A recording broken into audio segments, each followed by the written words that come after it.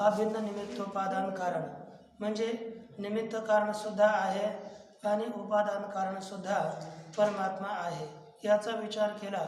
आता जर सहज एक शंका येऊन जाते की आद्या या पदाचा प्रयोग केल्यानंतर परमात्मा हा उपादान कारण आहे.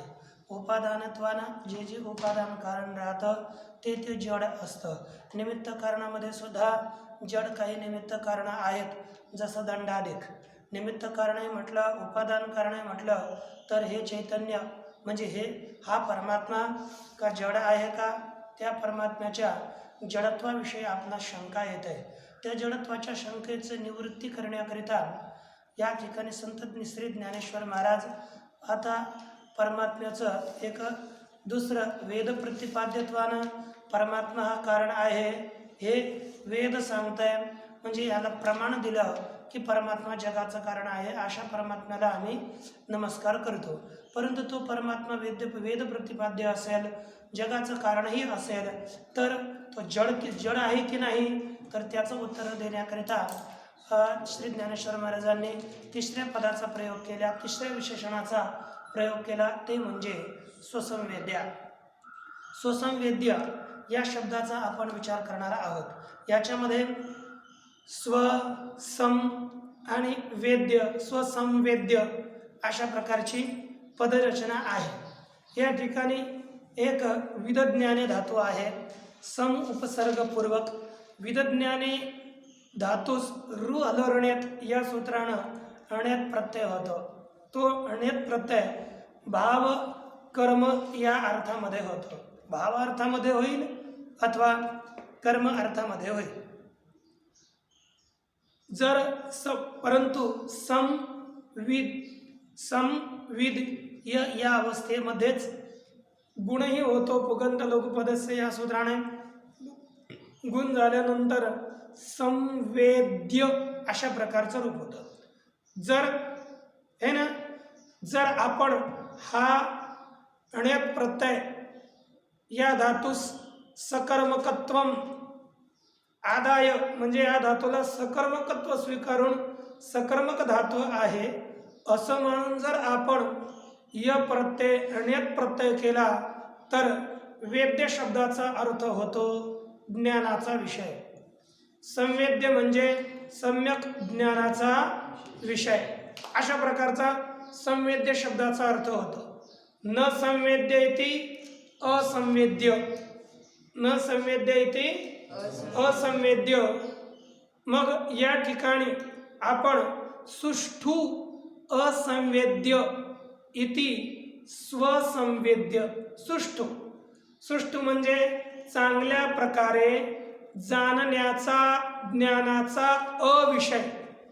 उत्तम रीतीने ज्ञानाचा जो अविषय आहे तो आहे स्वसंवेद्य. सुष्ठु या अर्थामध्ये विद्यमान असणारं सु हे एक उपपद आहे. या सुचा कुगती प्रादयो या सूत्राने असंवेद्य या शब्दाशी, या सुबंताशी समास होऊन स्वसंवेद्य या शब्दाची निष्पत्ती होते. स्वसंवेद्य म्हणजे उत्तम रीतीने जाणण्यास अयोग्य. आता उत्तम रीतीने जाणण्याचा अविषय तो स्वसंवेद्य आहे. बरं, संवेद्य उत्तम रीतीने जाणण्याचा जो विषय असेल, ज्ञानाचा विषय असेल, तो कोण आहे? आणि परमात्मा असंवेद्य कसा? अन्य पदार्थ हे संवेद्य कसे आणि परमात्मा असंवेद्य कसा, सुष्ठु असंवेद्य कसा, आपण त्याचा थोडक्यात विचार करूया. वेदांत शास्त्रामध्ये एक ज्ञानाची प्रक्रिया सांगितली जाते. म्हणजे प्रत्येक शास्त्रात आपापली ज्ञानाची एक प्रक्रिया आहे. वेदांत शास्त्रामध्ये सुद्धा ज्ञान घटपटादी ज्ञानाविषयी एक प्रक्रिया असतेच आहे. काय होतं, जेव्हा आपल्याला घटपट इत्यादी पदार्थाचं ज्ञान होतं तेव्हा एक हा जो जीवात्मा आहे, जीवात्मा म्हणजेच अंतःकरण विशिष्ट चैतन्य, तोच प्रमाता आहे, तोच जीवात्मा आहे. त्या जीवात्म्याचं जे काही अंतःकरण आहे ते अंतकरण चक्षुरादी वृत्तीद्वारा परिणामास पावतं आणि बाहेर निघून विषय देशापर्यंत जातं. त्या अंतकरणाच्या परिणामालाच वृत्ती असं म्हटलं जातं. ती अंतकरणाची वृत्ती चक्षुरादी इंद्रियाद्वारा बाहेर निघून घटादी देशापर्यंत जाते आणि घटाच्या आकाराची होते. तेव्हा घटावर दोन प्रकारची आवरण, म्हणजे एक आवरण असतं, एक आहे अज्ञानाचं आवरण आहे. मग कारण की आवरणाचा नाश झाल्याशिवाय कोणत्याही पदार्थाचं ज्ञान होऊ शकत नाही. अंतकरणाची वृत्ती जेव्हा बाहेर जाते तेव्हा ती वृत्ती गेल्यानंतर प्रथम त्या पदार्थावर असलेलं अज्ञानाचं आवरण ती नष्ट करते. म्हणजे आता घटावर अज्ञानाचं आवरण नाही, परंतु त्या घटाचं ज्ञान होण्याकरिता, कारण घट हा जड आहे, जड पदार्थाचं स्वयं ज्ञान होऊ शकत नाही, म्हणून अंतकरण वृत्तीमध्ये मानलेला जो काही आभास आहे तो आभास प्रकाश तो त्या घटरूपी पदार्थास प्रकाशित करतो. ही प्रक्रिया जेथे लागते त्या पदार्थाचं ज्ञान म्हणजे सुष्ठू संवेद्य तो पदार्थ आहे असं आपण म्हणूया. सम्यक रीतीने तो पदार्थ ज्ञानाचा विषय होतो. अन्य पदार्थ ज्ञानाचे सम्यक रीतीने तसे विषय होत नाहीत. नंतर यालाच वेदांत शास्त्रामध्ये जी वृत्ती पदार्थाला जाणते त्याला वृत्तीव्याप्ती असं म्हणतात. आणि जो आभास आहे त्या आभासाचं नाव आहे फल. आभासाचं दुसरं नाव काय आहे? फल. तो आभास ज्या पदार्थांना विषय जेव्हा त्या पदार्थाला विषय करतो, प्रकाशित करतो, त्याला फलव्याप्ती असं म्हणतात. म्हणजे बाहेरील जे घटपटादी पदार्थ आहेत त्या घटपटादी पदार्थांच्या ज्ञानाकरिता वृत्तीची सुद्धा आवश्यकता आहे आणि आभासाची सुद्धा आवश्यकता आहे. फलव्याप्ती सुद्धा आवश्यक आहे आणि वृत्तीव्याप्ती सुद्धा घटादी पदार्थांच्या ज्ञानाकरिता आवश्यक अपेक्षित आहे. म्हणून पंचदशीकारांनी म्हटलंय, वृत्तीतस्थ चिदाभासो द्वावपी व्याप्नतो घटम तत्रा ज्ञानम धिया नश्येत आभासेन घटस्फुरेत. बुद्धितस्थ चिदाभासो, बुद्धी म्हणजे अंतकरण, आणि तत्स्थ म्हणजे बुद्धीमध्ये स्थित असणारा आभास. हे दोघंही, बुद्धी म्हणजे अंतकरण वृत्ती आणि आभास, हे दोन्हीही घटाला व्याप्त करतात, घटास व्याप्त करतात. त्यामधील एक जी काही वृत्ती आहे, बुद्धिवृत्ती आहे, ती बुद्धी म्हणजे बुद्धिवृत्ती, ते अंतकरणाची वृत्ती. तत्रा ज्ञानम, त्या दोघांपैकी जी बुद्धी आहे, धिया अज्ञानम नश्येत, बुद्धीनं अज्ञानाचा नाश होतो. व अवशिष्ट असणारा जो घट आहे त्या घटास आभासेन घटस्फुरेत, आभासाने घटाचं प्रकाशन होतं. ही प्रक्रिया इतकी जलद, इतकी शीघ्र होते की आपणास कळूनही येत नाही की ही प्रक्रिया झाली, परंतु प्रत्येक ज्ञानाविषयी ही प्रक्रिया अवश्य होत असते.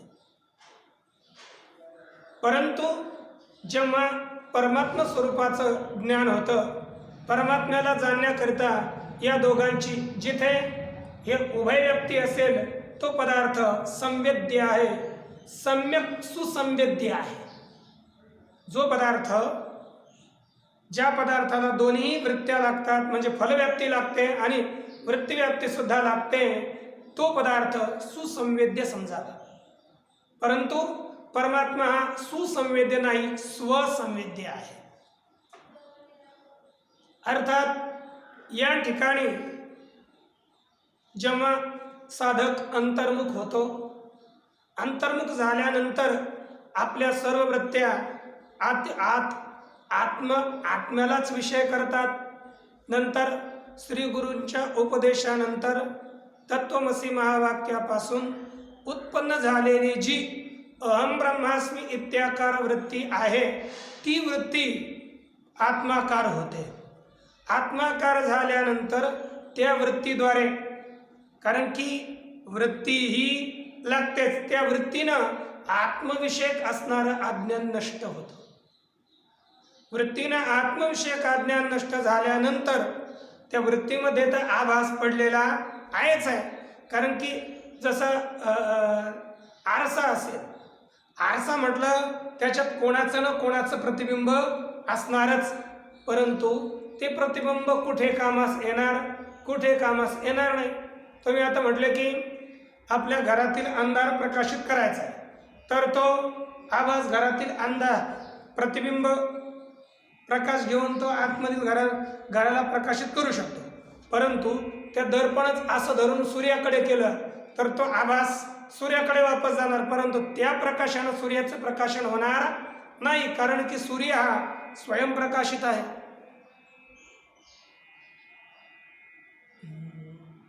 सूर्य हा स्वयंप्रकाशित असल्यामुळे त्याला प्रकाशित करण्याकरता अन्य कशाची अपेक्षा लागत नाही, हे इथे आहे. तसंच परंतु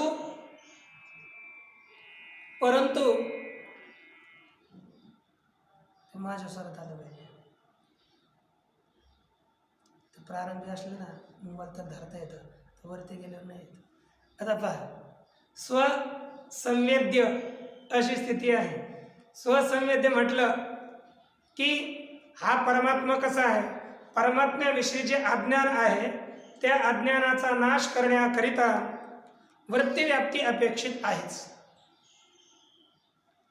ब्रह्मज्ञाननाशाय वृत्तीव्याप्तिरपेक्षिता स्वयंस्फुरणरूपत्वात् नाभास उपयुज्यते.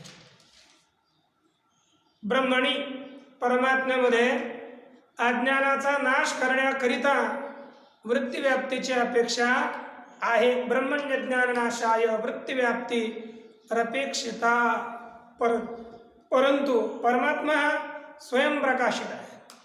स्वयंप्रकाशित असल्यामुळे त्याच्या प्रकाशनाकरिता कशाच्या आभासाची अपेक्षा नाही. जसं एक दृष्टांत दिला जातो आहे पंचदशीमध्ये दोन घडे आहेत. एक घडा, दोन्ही घडे पालथे ठेवलेले आहेत. एका घड्याच्या खाली दिवा ठेवला आणि दुसऱ्या घड्याच्या खाली एक दगड ठेवला.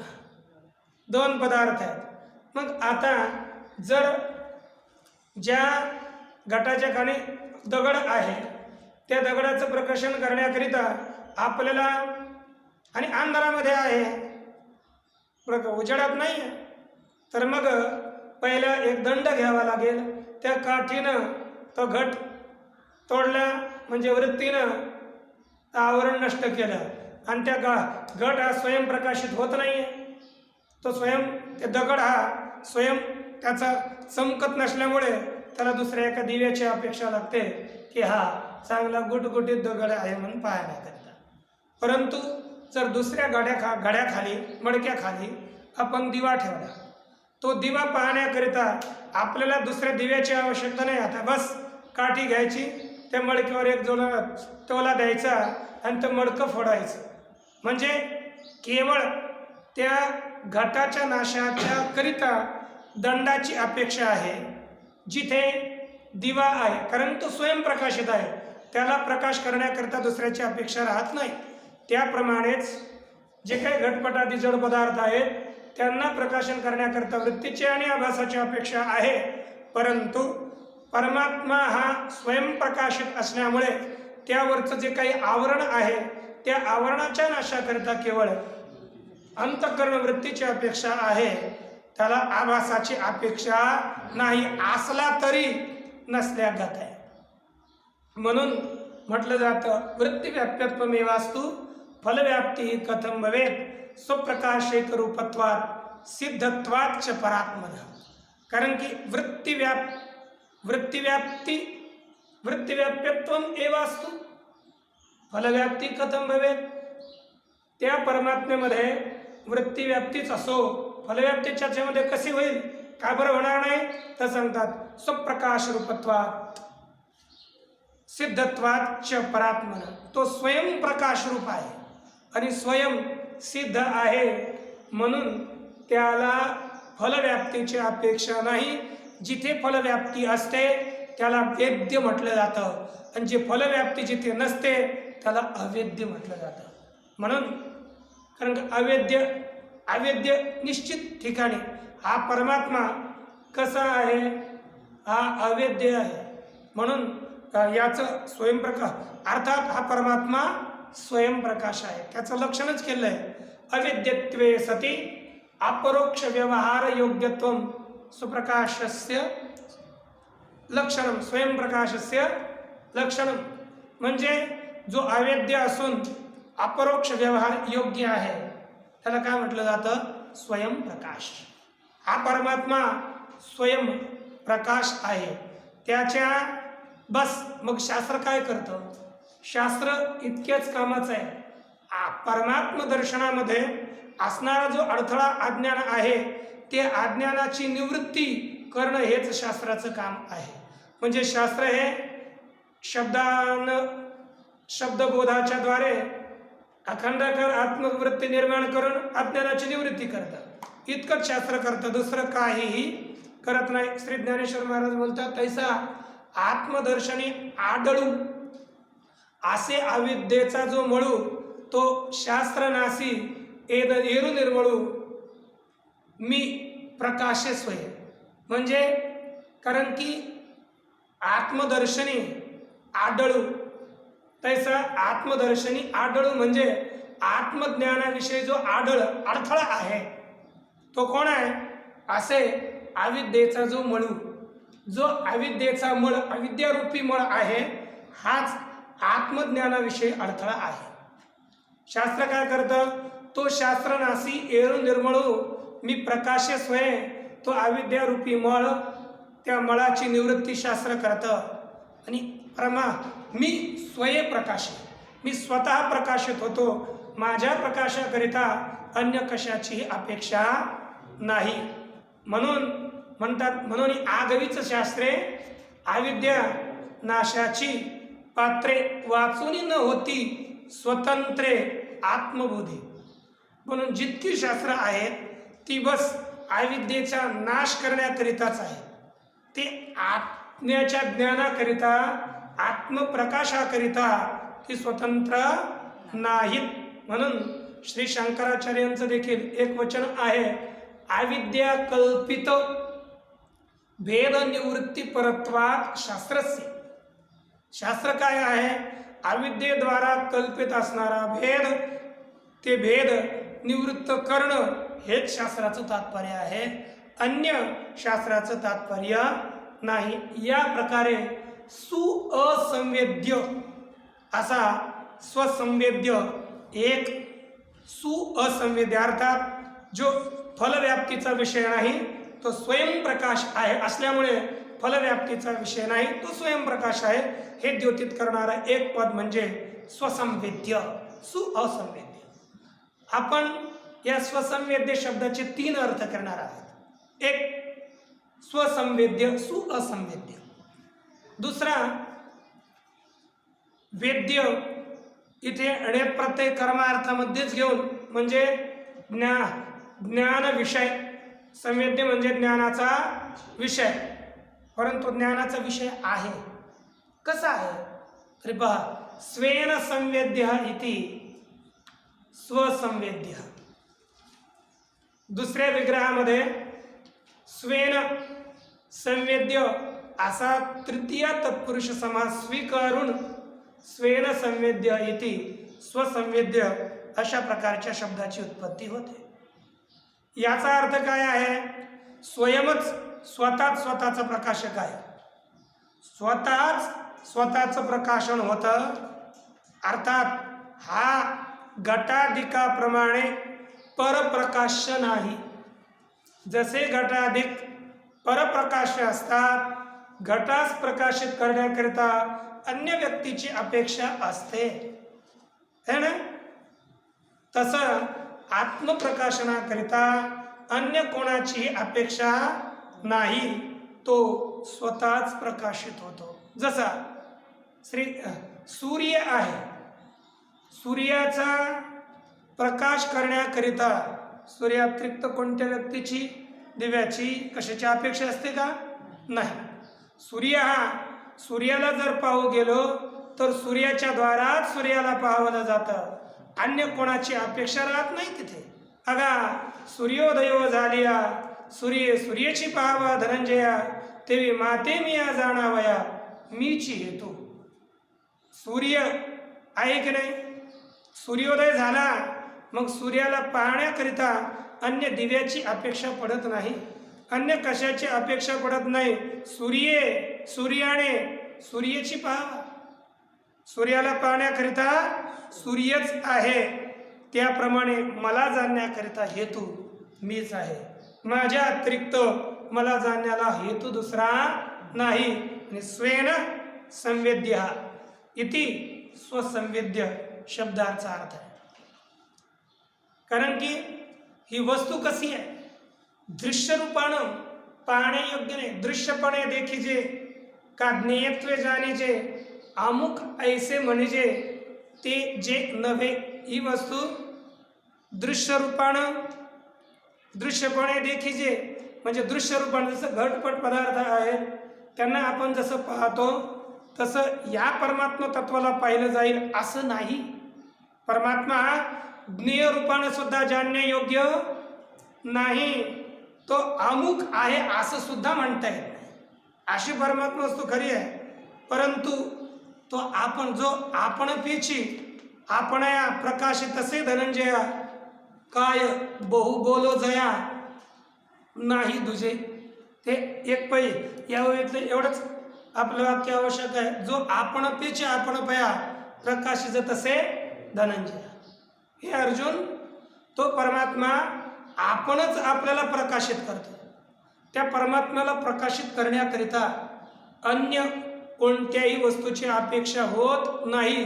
म्हणजे तो स्वयंप्रकाश आहे. स्वयं स्वतःच स्वतःला प्रकाशित करतो. त्या म्हणजेच त्याच्या प्रकाशनाकरिता दुसऱ्याची आवश्यकता नाही. हेच श्रीमद भगवद्गीतेमध्ये सुद्धा भगवान परमात्मा सांगतात की स्वयमेवात्मनात्मानं वेत्थत्वं परषोत्तम भूतभावन भूतेश देव देव जगतपते. हे भूतभावन, हे सर्वांना उत्पन्न करणाऱ्या, हे देवदेव देवाधिदेव, हे जगतपती, स्वयमेवात्मनात्मानं वेत्थत्वं पुरुषोत्तम. स्वयंच स्वतःच स्वतःला तू जाणतोस. तुला तुला दुसरा कोणीही जाणत नाही. महर्षी इत्यादी सिद्ध संघ तुला कोणीही प्रकाशन करू शकत नाही. तू सगळ्याचं कारण आहे. तुला कोण प्रकाशित करणार? परमात्मा हा आद्य आहे. आद्यत्व वेद प्रतिपाद्य आहे. आणि जो आद्य आहे त्याला दुसरा कोणी प्रकाशन करूच शकत नाही. म्हणून तो स्वसंवेद्य आहे. तू स्वतःच स्वतःला प्रकाशित करणारा आहेस. तैसा आपल्या सर्व शक्ती तूच जानसी. लक्ष्मीपती एर वेदाधिकमती मिरविती वाया. म्हणजे तैसा आपल्या सर्व शक्ती, त्याप्रमाणे आपल्याच सर्व प्रकारच्या शक्तीनं तूच जाणतोस. तुला जाणण्याकरिता दुसरं कोणतंही साधन नाही. जे काही वेदाधिक आहेत ते व्यर्थच. आणि आम्ही जाणतो असं म्हणतात. परंतु तो परमात्मा खरा स्वसंवेद्य आहे. त्याला दुसरं कोणीच जाणू शकत नाही. अशा प्रकारचा तो परमात्मा आहे. आणि स्वतःला सांगणारा सुद्धा तोच परमात्मा आहे. स्वतःचं प्रतिपादन करण्यायोग्य स्वयंच आहे. स्वतःला जाणण्यायोग्य परमात्मा स्वयंच आहे. कारण की तो स्वसंवेद्य आहे. त्या परमात्म्याला जितके प्रमाण आहेत, षड्विध प्रमाण असतील, त्या षड्विध प्रमाणापैकी कोणत्याही प्रमाणाचा परमात्मा विषय होत नाही. स्वेन संवेद्य, नान्येन संवेद्य. तो अन्यद्वारा ज्ञानाचा विषय होत नाही. तो कारण की प्रत्यक्ष प्रमाण म्हणावं, तो प्रत्यक्ष प्रमाणाचा विषय होत नाही, कारण की प्रत्यक्ष प्रमाण ही 6 आहेत. पहिला चाक्षुष प्रत्यक्षाचा विषय होत नाही, कारण की तो कधीही चाक्षुष प्रत्ययाचा विषय तेच पदार्थ होतात जो रूप असेल किंवा रूपवान असेल. रूप व रूपवत पदार्थच डोळ्याने पाहिले जाऊ शकतात. परमात्मा रूप सुद्धा नाही आणि रूपवान सुद्धा नाही, निरूप आहे. तो काहीच नाही, त्या म्हणून तो चाक्षुष ज्ञानाचा विषय होता. बरं, गंध ते घ्राण ज्ञानाचा विषय म्हणावा तर घ्राणच केवळ गंध आणि गंधत्व व गंधभावाचंच प्रत्यक्ष घ्राणानं होतं, अन्याचं होत नाही. तसंच रसनेनं व रसाचं रसत्वाचं रसाभावाचं प्रत्यक्ष होतं, अन्याचं प्रत्यक्ष होत नाही. परमात्मा हा रस नाही म्हणून रसनेंद्रियानं त्याचा प्रत्यक्ष होत नाही. परमात्मा हा स्पर्श नाही व स्पर्शवाण सुद्धा नाही म्हणून परमात्मा हा त्वगेंद्रियेचा विषय होत नाही. शब्द हा श्रोत्रेंद्रियाचा विषय होत असतो, परंतु परमात्मा शब्दरूप नाही म्हणून श्रोत्रेंद्रियाचा सुद्धा परमात्मा विषय होत नाही. म्हणून परमात्मा हा षडविध जे काही पंचविध प्रत्यक्ष आहे त्या पंचविध प्रत्यक्षाचा अविषय आहे. अनुमानाचा विषय परमात्मा म्हणता येत नाही, कारण की अनुमानामध्ये व्याप्ती लागते, लिंग लागतं, हेतू लागतं. परमात्मना अलिंगत्वात न अनुमान विषय हा. परमात्मामध्ये लिंग हेतू नाही म्हणून तो अनुमानाचा विषय होऊ शकत नाही. उपमा म्हटलं तर तिथे सादृश्य लागतं. परमात्म्यासारखी कोणतीच व्यक्ती वस्तू सजातीय भेदजिदय असतो, तिथे थोडं सादृश्य सांगता येतं. भेद असेल तेथे सादृश्य सांगता येईल, परंतु परमात्म्या व्यतिरिक्त कोणतीच व्यक्ती नाही. नानास्ति किंचन एकमेव द्वितीयं ब्रह्म सदैव सौम्य इदमग्र आसीत. केवळ एकच परमात्मा, अद्वितीय परमात्मा असल्यामुळे तेथे उपमेय पदार्थ नाही. उपमेला सदृश पदार्थ एखादा तरी समान प्रकारचा पदार्थ पाहिजे. पाहू गेलो आपण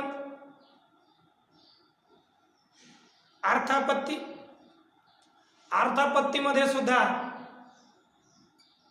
कार्यकारण भाव वास्तविक लागतो, काल्पनिक कार्यकारण भाव लागत नाही. अर्थापत्ती करता वास्तविक कार्यकारण भाव लागतो. म्हणूनच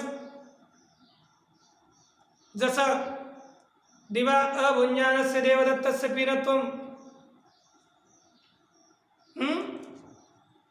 रात्री भोजनम कल्पयते, म्हणजे कार्यावरून त्या कारणाची कल्पना होते. रात्री ते दिवसा न खाणारा देवदत्त परंतु झाला लठ्ठ. मग तो लठ्ठपणा आला कुठून? तर दिवसा तर पाहतात सगळे लोक, खात कधीच नाही, म्हणजे हा रात्री खात असला पाहिजे. आणि कल्पना अर्थापत्ती कार्यावरून कारणाची कल्पना केली जाते, परंतु ते कारण परमात्मा कार्यही नाही आहे आणि कारणही नाही आहे. वस्तू पाहिलं तर वास्तविक कार्यकारण भाव नाही आहे. आणि अनुपलब्धी म्हटलं तर त्या ठिकाणी प्रत्यक्षाचा विषय लागतो अगोदर, तेव्हा तो अनुपलब्धीचा विषय होतो. जो प्रत्यक्षाचाच विषय होत नाही तो अनुपलब्धी प्रमाणाचा विषय होत नाही. आणि अंतिम प्रमाण जे आहे वेद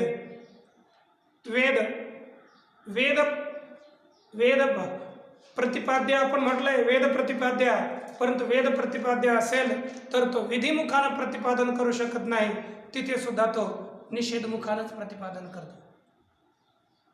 म्हणून या ठिकाणी वेदवानुनी तवची चांग जवन दिसे तुझे अंग, मग आम्हा तया मुग एके पांती. म्हणजे वेद कुठपर्यंत म्हणतो? जोपर्यंत परमात्मा स्वरूपापर्यंत जात नाही तिथपर्यंत आपण बोलत राहतो. आणि जेव्हा परमात्मा स्वरूपाजवळ गेला की चूप बसतो. तो त्याचं वर्णन करू शकत नाही. तो वर्णन करतो परंतु निषेध मुखानं करतो. जशी एखादी स्त्री नवीन वधू असेल, ती आजची नाही, पूर्वी कालची वधू. आजची वधू ती आताच नाव घेऊन हाका मारते, म्हणजे वेगळी. ती पूर्वीची जी काही पारंपरिक वधू असेल, ती वधू आपल्या कधी अचानक मैत्रिणीबरोबर कुठे बसली असेल आणि अनेक पुरुष असतील, नवीन विवाह झाला तर त्या मैत्रिणी आपल्या पतीला, त्या मैत्रिणी विचारतात, तुझा पती कोण आहे? मग ते काय करणार? प्रत्येकाचं नाव घेऊन सांगणार, हे तुझे पती आहेत का, ते तुझे पती आहेत का. ती काय करणार? कोणी दुसरा कोणी असेल तर नाही नाही नाही नाही, शेवटपर्यंत नाही नाही बोलेल. शेवटी तिच्या पतीचं नाव घेतलं, हे तुझे पती आहेत का, तर ती सांगतही नाही, बस गप्प बसते आणि मनातली मनात हसत असेल. तर तेवढ्यावरूनच तिनं आता यावरून त्या तिच्या पतीचा बोध झाला नाही का? बोध झाला, पण तिने सांगितला का? नाही. बोध करून दिलाय की नाही? म्हणजे श्रुती असंच परमात्म्याचा बोध करवते. म्हणजे श्रुती परमात्म्याचा बोध करते परंतु निषेध मुखानं बोध करते, विधी मुखानं बोध करत नाही. म्हणून श्रुती नेती नेती म्हणती, गोविंदुरे अनुमानेना अनुमानेना. म्हणजे श्रुती नेती नेती परमात्म्याचं वर्णन करते परंतु नेती नेती या शब्दाने, म्हणजे परमात्मा हा कार्यरूप परमात्मा नाही, कारणरूप परमात्मा नाही. त्यांचं जे अधिष्ठान असेल तो परमात्मा आहे, व्यक्त परमात्मा नाही, अव्यक्त परमात्मा नाही. दोन वेळेस नेती नेती शब्दाच्या प्रयोगानं अथवा नीती नीती हा शब्दाचा प्रयोग विपसार्थक घ्यावा. जे जे आपल्याला आत्मरूपानं प्रतीत होत असतील त्या सर्वांचा निषेध करण्याकरिता नीती नीती, म्हणजे यत्र यत्र धूमः तत्र तत्र अग्नी, असे जी का जेव्हा आपण म्हणतो तर म्हणजे ज्या ज्या ठिकाणी, म्हणजे दोनच ठिकाणी धूम आणि दोनच ठिकाणी अग्नी असं घ्यायचं तात्पर्य नसतं. जेथे जेथे कुठे असेल त्या सगळ्याच ठिकाणी जिथे जिथे धूम असेल त्या त्या ठिकाणी अग्नी आहे. तसंच नीती नेती हे जे जे आत्मरूपानं प्राप्त झाले असतील अनात्म पदार्थ त्या सर्वांचाच निषेध करण्याकरिता नीती नीती अशी विप्सा श्रुती वापरते. म्हणून परमात्मा हा स्वेन संवेद्य आहे, परसंवेद्य नाही. इतकं दुसऱ्या स्वसंवेद्य शब्दाचा अर्थ आहे. आणि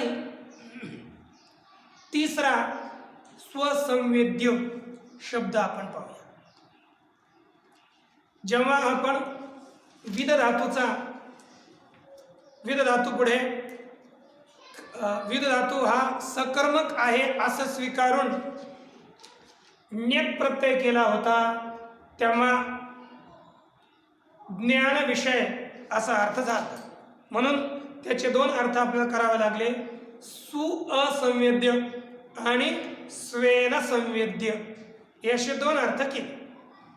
तिसरा अर्थ होतो जेव्हा विदज्ञाने या धातूचा आपण हा धातू अकर्मक स्वीकारण, विद म्हणजे ज्ञान, विदज्ञाने, विद म्हणजे ज्ञान, ज्ञान इतकाच अर्थ घेतला.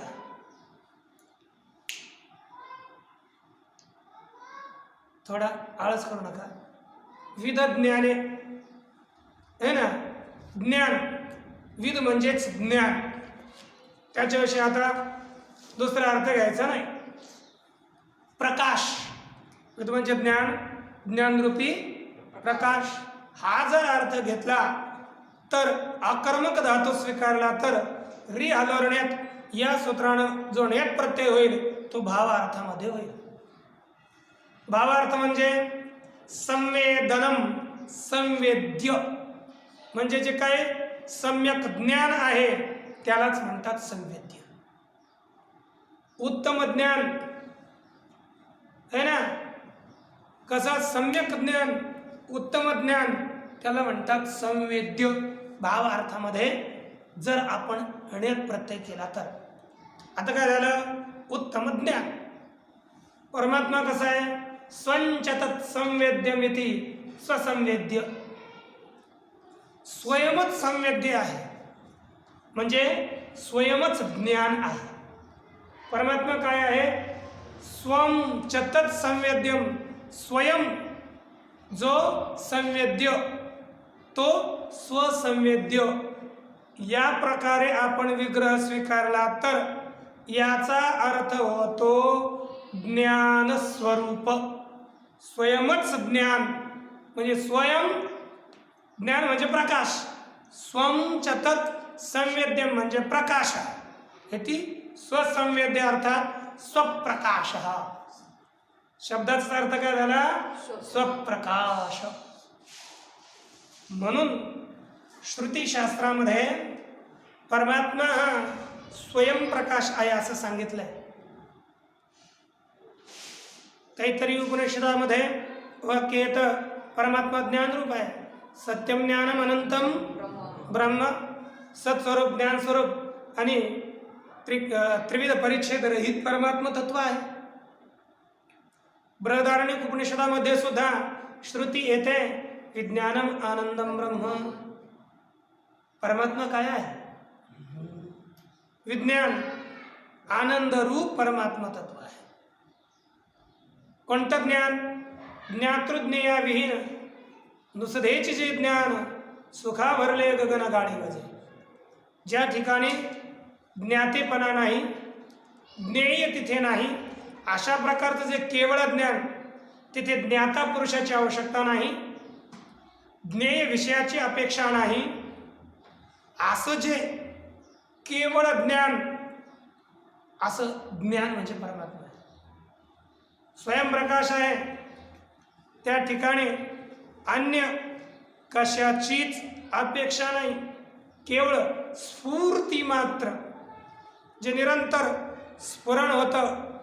ये स्फूर्तीकडून नाही, स्फूर्ती मात्र वाचवणे तरी काय देखोने देखतू असे. म्हणजे इथे बस स्फूर्ती मात्र आहे, स्फूर्ती मात्र वाचवणे नाही.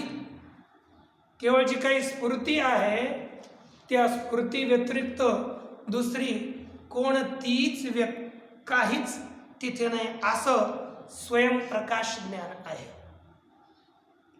वस्त पाहिलं त्याच्याच प्रकाशानं सगळे हे जग प्रकाशित होत राहतं. असा स्वयंप्रकाश परमात्मा आहे. म्हणून श्रुतीमध्ये मुंडक उपनिषद असेल, कठोपनिषद असेल, त्याच्यामध्ये श्रुती येते न तत्र सूर्यो भाती न चंद्र तारकम नेमा विद्युतो भांती कुतोयम अग्नि तमेव भांतम अनुभाति सर्वम तस्य भाषा सर्वमिदं विभाति. त्या परमात्म्याला सूर्य प्रकाशित नाही, चंद्र प्रकाश करू शकत नाही, विद्युत प्रकाशन करू शकत नाही, तारे प्रकाशन करू शकत नाही. हा अग्नी कसा करेल? अरे त्या परमात्म्याच्या प्रकाशानंतरच हे सगळे प्रकाशित होतात. त्याच्याच प्रकाशानं संपूर्ण जगत प्रकाशित होते. तस्य भाषा सर्वम इदम विभाती. असा हा परमात्मा स्वयंप्रकाश आहे. न तत् भासयते सूर्यो न शशांको न पावका. हे ना, त्याला सूर्यप्रकाशन करू शकत नाही, चंद्रप्रकाशन करू शकत नाही, न पावका म्हणजे अग्नी प्रकाशन करू शकत नाही. कारण की त्यांच्यामध्ये असणारं तेज कोणाचं आहे? परमात्म्याचं. यदादित्यगतम तेजो जगत भासयते अखिलम यच्चंद्रमसि यच्चाग्रौ तत्तेजो विद्युमामकम. परमात्मा सांगतो तो त्यांच्यामध्ये असणारं तेज हे माझं तेज, मदव्यतिरिक्त प्रकाश त्यांच्यामध्ये नाही. अशा प्रकारे परमात्मा हा स्वयंप्रकाश आहे. म्हणून श्रुतीमध्ये बृहदारण्यकामध्ये वाक्य येतं अत्रायम पुरुषः स्वयं ज्योतिः. अयम पुरुषः स्वयं ज्योती. हा पुरुष स्वयंप्रकाश आहे. या प्रकारे आपण या स्वसंवेद्य या शब्दाचा अर्थ पाहिला. आता या शब्दावरून प्रथम आद्या म्हणजे जगत कारण कोणीतरी असेल, परोक्षच असेल. आपण पाहिलाय का परोक्ष आद्या जरी म्हटलं तर परमात्म्याचं परोक्ष रूपानं ज्ञान होतं. वेद प्रतिपाद्य, वेदानं ज्याचं प्रतिपादन केलंय तत्वमसी, ज्याचं परमात्म्याचं प्रतिपादन केलं ते सुद्धा वेद प्रतिपाद्यत्व म्हटलं. तम तौपनिषदम पुरुषम पृच्छामी, त्या औपनिषद पुरुषाला मी विचारतो, तर तो उपनिषद कोणतरी दुसरा असेल म्हणजे तो सुद्धा आपल्या परमात्म्याचं परोक्षत्वानंच बोध करून देतो. स्वसंवेद्य आहे तो परमात्मा, स्वयंप्रकाश आहे असं जरी म्हटलं तरी आतापर्यंत जितके शब्द आहेत त्या सगळ्याच शब्दानं परमात्म्याचा बोध होतो, परंतु परोक्ष रूपानं बोध होतो. आणि विशेषरित्या जर कोणत्याही क्रियेस आपला काही संबंध नसेल तर इतकं फल आपल्याला प्राप्त होत नाही. कारण की ठीक आहे, त्याचं वर्णन केलं, परमात्म्याचं कथन केलं, आदृष्ट होईल. आदृष्ट होणं एक फळ आहे, त्याच्यातही लाभ भरपूर आहे, परंतु तिथे आपला संबंध काय. आपण भगवत चरित्राचं वर्णन करूया.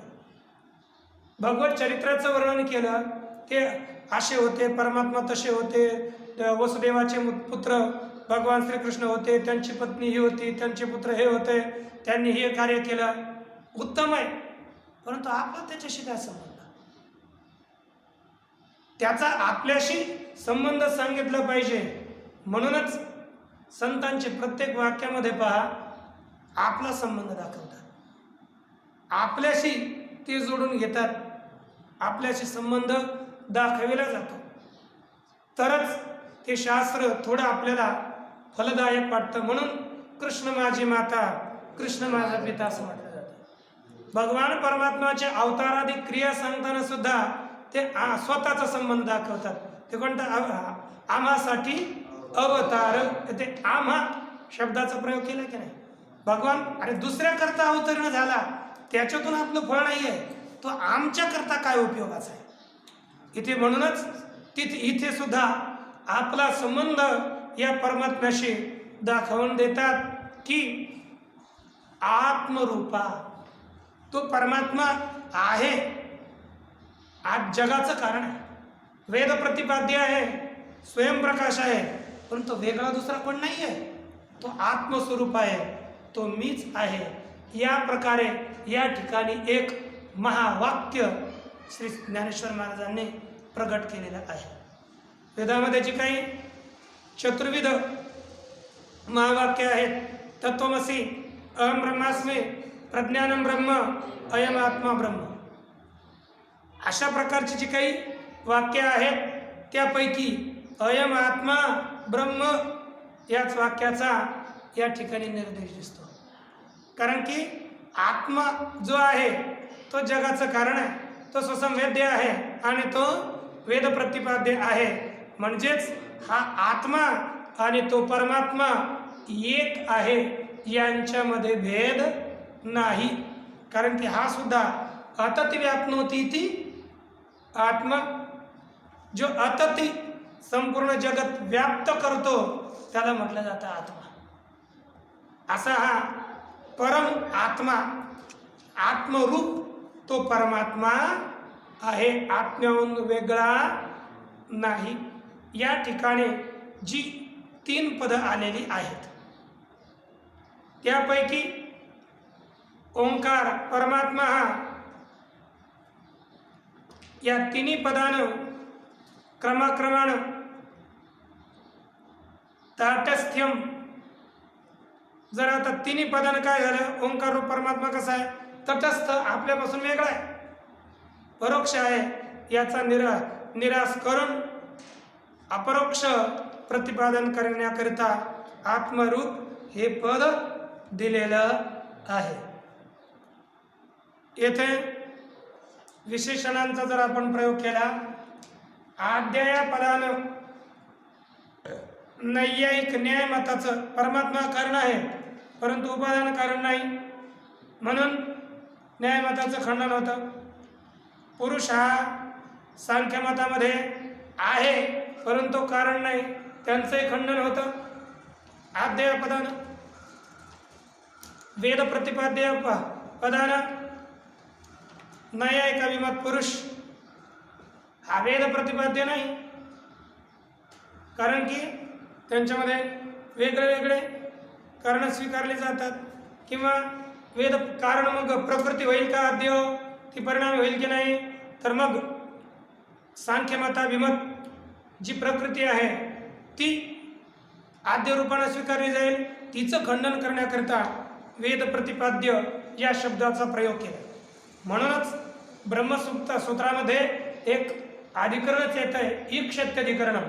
तिथे म्हटलंय ईक्षतेरणा शब्दम. परमात्मा हा म्हणजे इथे प्रकृती नाही, प्रकृती जगत कारण नाही, कारण अशब्दम प्रकृती अशब्द आहे, ती वेदानं प्रतिपादन केलेली नाही. कारण की जे जगाचं कारण आहे त्याच्यामध्ये संकल्प कर्तृत्व आहे. वेद प्रतिपाद्य या पदानं प्रकृतीचा निराश, स्वसंवेद्य पदानं जे काही जड पदार्थ कारण म्हटले जातात त्यांचं खंडन, परमाणु खंडन, प्रकृती खंडन, न्यायमत अभिमत आत्मखंडन स्वसंवेद्य पदानं होत आहे. आणि शेवटी आत्मरूप पदानं ज्याच्यामध्ये भेद स्वीकारला जातो, परमात्मा हा आत्म्याहून भिन्न नाही, अभिन्न आहे, एक आहे, हे प्रतिपादन करण्याकरिता आत्मरूप या शब्दाचा प्रयोग केला आहे. आता इथून पुढे काव्याला सुरुवात होते. काव्याला सुरुवात होते. ते काव्य सुरू करण्याकरिता श्री ज्ञानराज माऊली या श्लोकापासून या ओळीपासून 20व्या ओळीपर्यंत श्री गणेशांचं वर्णन करतील. आता आपण याचं वर्णन दुसऱ्या ओळीचा उद्या करूया. ओम ओम पूर्णमदः पूर्णमिदं पूर्णात् पूर्णमुदच्यते पूर्णस्य पूर्णमादाय